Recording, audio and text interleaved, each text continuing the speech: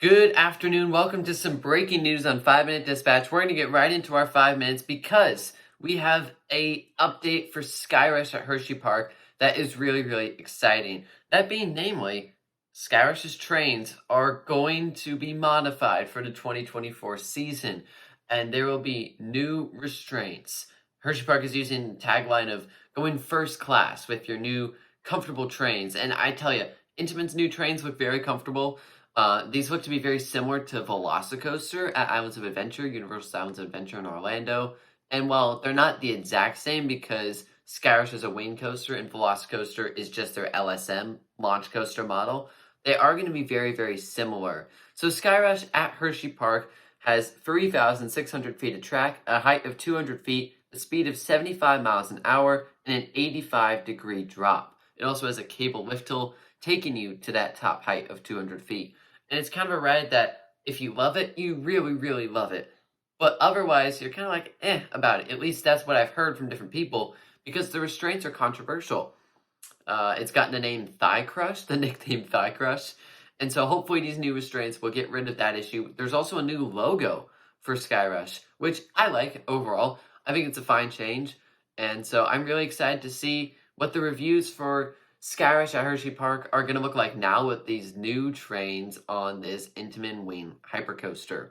But we're also talking not just about one of the biggest independent parks in the world, but we're also talking about a chain park, specifically Universal Studios Florida, which recently unveiled some more information about their new DreamWorks land that will be opening later this year. So when you look at the Universal Orlando Resort, Epic Universe is obviously huge. And in Islands of Adventure, they've gotten some very big investment recently. They just got Velocicoaster. I say just got Velocicoaster. It opened a few years ago. They got Hagrid's a few years before that. And then Universal Studios Florida has been sitting over here, and there really hasn't been a whole lot of investment recently in comparison to some of the other parks at Universal. So really excited to see that they're investing into this DreamWorks land. So what are you going to find here? You're going to find things themed to Shrek, to Kung Fu Panda, and to Trolls. For coaster enthusiasts, Trolls is going to be the most interesting thing because there's going to be a Trolls roller coaster. Yes, so this, if I'm understanding correctly, is a refurbishment of the old Woody Woodpecker's Nut House coaster. And in fact, this whole land is a refurbishment of the old Kids Zone that they used to have at Universal Studios Florida. So this is going to be a Vekoma family-style coaster, and I think it will be just as good as Woody Woodpecker's Nut House coaster, maybe some better theming. But either way, it's going to be fun. Then in the Trolls-related section, they're going to have Poppy's Playground, which is going to be situated under a massive mushroom. This mushroom is going to be 20 feet tall, and then there's a playground underneath that. So I love when parks have playgrounds and stuff for the kiddos. Then there's going to be some treats and more stuff you can get in the way of food. For Shrek, though, there is not going to be a Shrek-related ride, but there are going to be some interactive things. There's going to be a Shrek meet and greet that is called Shrek's Swamp Meet, I believe. So, yes, you can hang out with Shrek, Princess Fiona, and this is going to be in front, and Donkey, and this is going to be in front of his cottage, Shrek's cottage. So, I think that's going to be great. The meet and greets at Disney are ridiculous. Sometimes you go to Disney, and Mickey and Minnie's Runaway Railway has a 35-minute wait, which is actually low.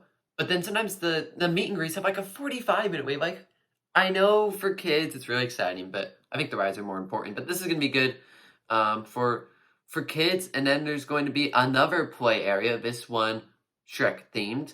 And then for Puss in Boots themed area, I forgot to mention that a moment ago, Mama Luna's Feline Fiesta, say that 5 times fast, is going to be an interactive attraction where kids can play with the cats from Mama Luna's house. I believe this is going to be done through screens and various elements, so that should be good. I mean, that movie, the new Puss in Boots movie is fantastic. And so there's also going to be some Kung Fu Panda related stuff and some water related attractions, some dry related attractions. So I'm just so excited to see the direction Universal is going.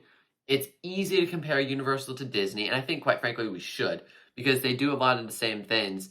But Disney, I just don't feel like is heading in that positive a direction, especially when you compare it to Universal. They're doing so much exciting stuff. Epic Universe obviously is, oh, there's our 5-minute timer. Epic Universe obviously is huge, but then Universal Studios Florida getting a new land, Universal Studios Hollywood getting a new roller coaster that looks phenomenal. Universal Studios Japan is getting an expansion with a new roller coaster. It's just, there's so much going on, and look forward to it. So, Skyrush is getting new restraints, and we got some updates there on Universal Studios Florida's new DreamWorks land. So, thanks for joining me, and we will see you in the next upload.